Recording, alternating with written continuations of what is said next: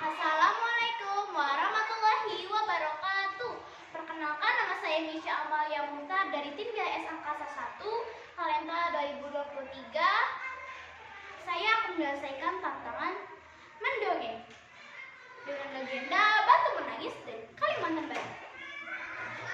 Pada zaman dahulu kala, di atas sebuah bukit kecil yang jauh dari pemukiman penduduk di daerah Kalimantan Barat, hiduplah seorang janda yang sangat miskin bersama seorang anak gadisnya.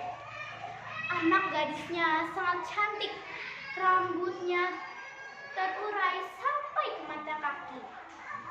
Poni rambutnya tersisir rapi dan keningnya sehalus batu cendana. Namun, sayangnya ia memiliki sifat yang buruk. Gadis itu amat pemalas. Setiap hari ia bersolek. Dia tak pernah membantu ibunya yang melakukan pekerjaan rumah. Kerjanya hanya bersolek tiap hari. Selain pemalas, anak gadis itu sikapnya manja sekali. Segala permintaannya harus dipenuhi. Setiap kali ia meminta sesuatu kepada ibunya, harus dikabulkan, tanpa mempedulikan keadaan ibunya yang sangat miskin. Setiap hari harus membanting tulang mencari sesuap nasi. Pada suatu hari, anak gadis itu diajak ibunya turun ke desa untuk berbelanja. Letak pasar desa itu amat jauh, sehingga mereka harus berjalan kaki yang cukup melelahkan. Anak gadis itu berjalan melenggang dengan memakai pakaian yang bersolek, agar orang di jalan yang melihatnya nanti akan mengagumi kecantikannya.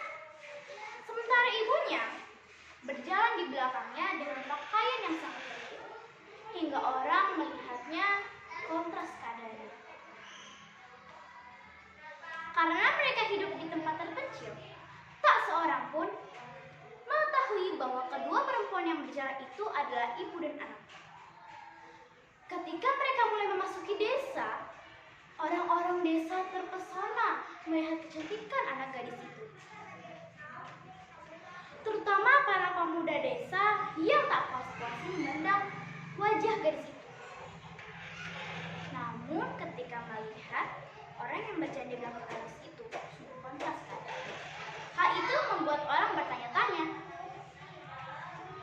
Di antara orang yang melihat itu, seorang pemuda mendekati dan bertanya kepada anak gadis itu, "Hai gadis cantik, apakah yang berjalan di belakangmu itu ibumu?"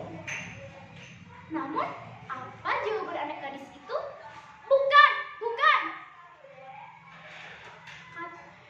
katanya dengan angkuh. "Ia adalah pembantuku." Kedua ibu dan anak itu kemudian meneruskan perjalanan. Tak seberapa jauh, mendekati lagi seorang pemuda dan bertanya kepada anak gadis itu, "Hai manis, apakah yang berjalan di belakangmu itu ibumu?" "Bukan, bukan," jawab gadis itu dengan mendongakkan kepalanya. "Ia adalah budak." Begitulah setiap gadis itu bertemu dengan seseorang di sepanjang jalan yang menanyakan perihal ibunya. Selalu jawabannya itu, ibunya diperlakukan sebagai pembantu atau budaknya. Pada mulanya, mendengar jawaban berikutnya yang durhaka jika ditanya orang, si ibu masih dapat menahan diri. Namun setelah berulang kali didengarnya jawabannya sama dan yang amat menyakitkan hati, si ibu yang malang itu tak dapat menahan diri. Si ibu berdoa, "Ya Tuhan, hamba takut menahan hinaan ini. Anak kandung hamba begitu teganya memperlakukan diri hamba sedemikian rupa. Ya Tuhan, hukumlah dia, hukumlah anak durhaka ini."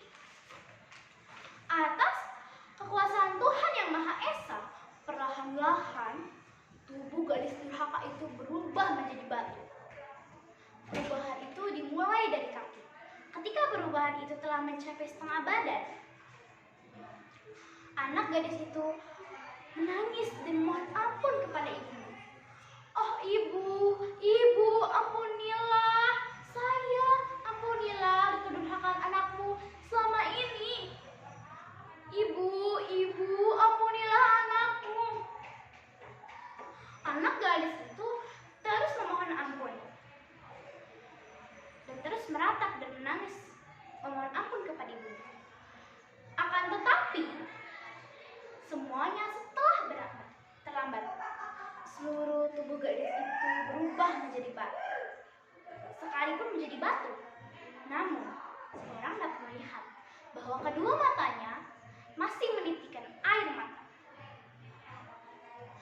seperti sedang menangis. Oleh karena itu, batu yang berasal dari gadis yang mendapatkan kutukan ibunya itu disebut batu menangis. Demikianlah cerita legenda batu menangis yang oleh masyarakat setempat dipercaya bahwa kisah itu benar-benar pernah terjadi. Barang siapa yang mendurhakai ibu kandung yang telah melahirkan dan membesarkannya, pasti perbuatan laknatnya itu akan mendapatkan hukuman dari Tuhan Yang Maha Esa. Wassalamualaikum warahmatullahi wabarakatuh.